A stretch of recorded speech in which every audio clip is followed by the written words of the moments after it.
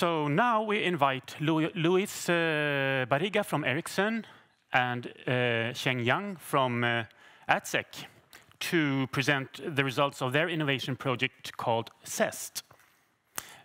This project has been addressing the challenge on how to show that software is secure without exposing the source code. They call this approach Zero Trust Software Security Assurance.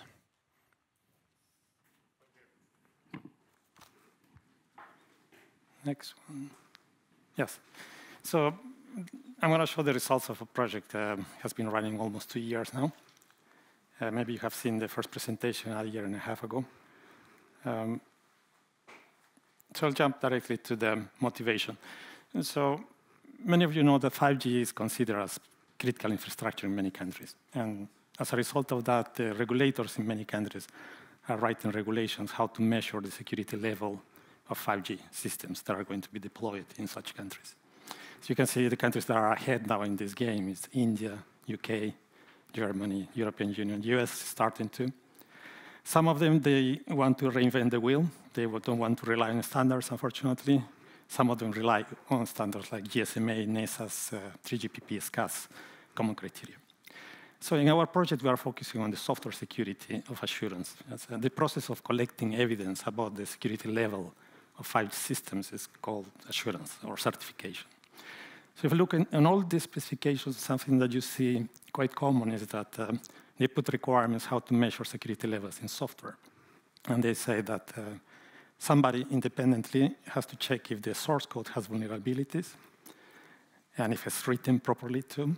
They put requirements on operators, mobile operators, that they have to check that the components that are used in 5G products, none of them is blacklisted or contains vulnerabilities. So that's more or less what they say. There are many requirements, but it's briefly what most of them say. Now, when we looked at these regulations, we noticed that there are trust models, assumed trust models, and they don't talk anything about assets. So the main purpose of the assurance processes is to see if there are vulnerabilities. They don't talk how to protect the assets during the assurance processes. So we decided, let's look at the regulations from a different mindset, and let's use the zero trust principles to analyze these regulations. I know zero trust has a lot of hype, but there is a serious paper from NIST that should tell us more from an engineering point of view what is zero trust. And you can extract the main principles in zero trust. There are 2 of them. Yes. The first one says about implicit trust. They say when you design architectures, don't assume implicit trust, because things can go wrong. If you need to trust something, you need to verify that you can trust a node device, for example. No implicit trust. The other principle is talk about assets. If you have assets to protect, don't rely on firewalls or segment protection. You need to secure each asset independently.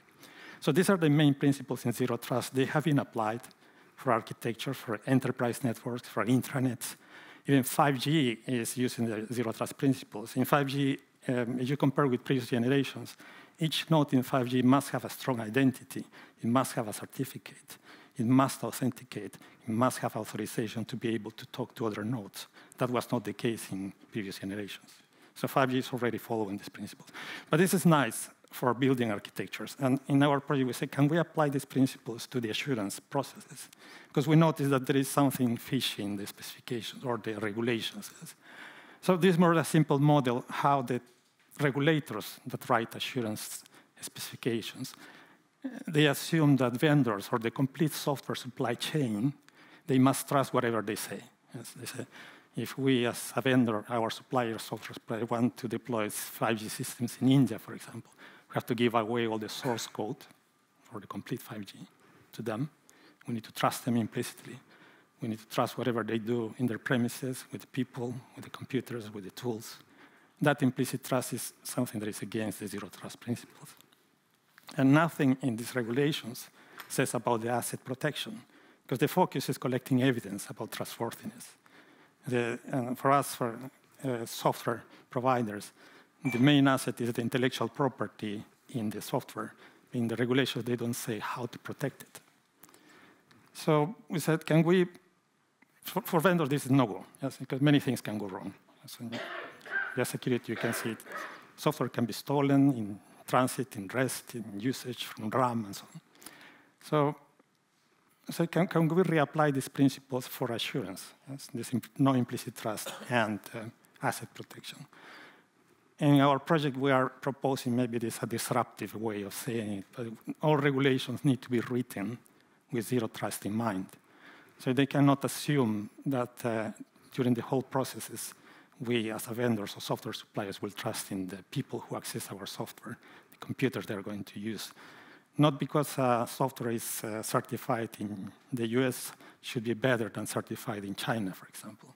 All those aspects should be gone from the assurance processes. Yes? And the other principle of protecting the assurance specifications, because they are technical specifications in practice. They are not just legal documents. They should focus more on how to protect the software during the whole evaluation process. That is not the case today.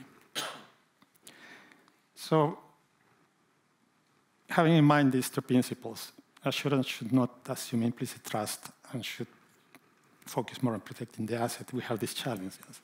We cannot trust evaluators. We have to protect the software. So the challenge for the project was, can we make a zero-trust solution that allows evaluators, and the ones who check our code, that they can collect evidence about the security level of the software without looking at the source code. So that's what we have. And we have a prototype, we have a solution, and my colleague will tell you more. So this time, when the evaluator asks the vendor to provide the software, the vendor would say no, but I'll suggest a new solution. So the evaluator and the vendor will meet in the middle at a confidential assurance environment. So this will allow the vendor to upload their software without concerns of leaking their intellectual property. And it will also allow the evaluator to evaluate the software without actually looking at the software. And this is actually done by the software analysis tools inside this environment. It will automatically analyze the software and generate a report, which can be used as assurance evidence to be reviewed by the evaluator. So such an environment is enabled by a technology called hardware-based confidential computing. The technology has been evolving since 2003 and has reached a maturity level that is suitable for our purpose. So in our solution, we have chosen Intel SGX version 2 as the confidential computing platform. So at the end of this year, our team has successfully implemented a prototype based on our solution.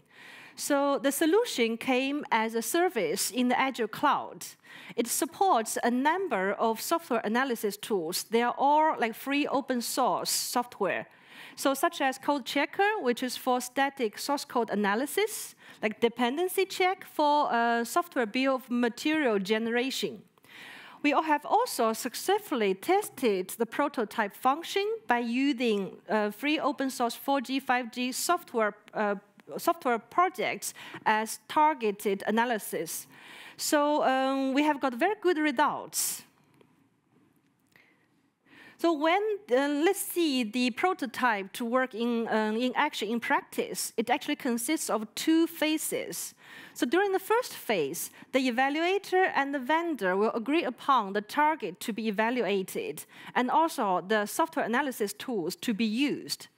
After this agreement, then the vendor will upload their software to this prototype using a secure means, and then the analysis tools inside the prototype will analyze the software automatically and generate a report. And then the report will be provided to the evaluator for review. But actually, before the evaluator gets access to the report, the developer also got a chance to check the report and to redact any field in the report that could potentially leak their intellectual property. So the reductive report is provided to the evaluator, and then the evaluator will make their assessment. But in case the evaluator think some reductive field, actually they're interested in that, they could go back to the evaluator to ask them to discuss, to open these reductive fields. So there's such a possibility. So at the end of this process, everyone, both parties have reached, and everyone get what they want and satisfied. Thank you very much. This is our presentation, and you're very welcome to visit our demo outside, and we're also happy to answer any questions over there. Thank you.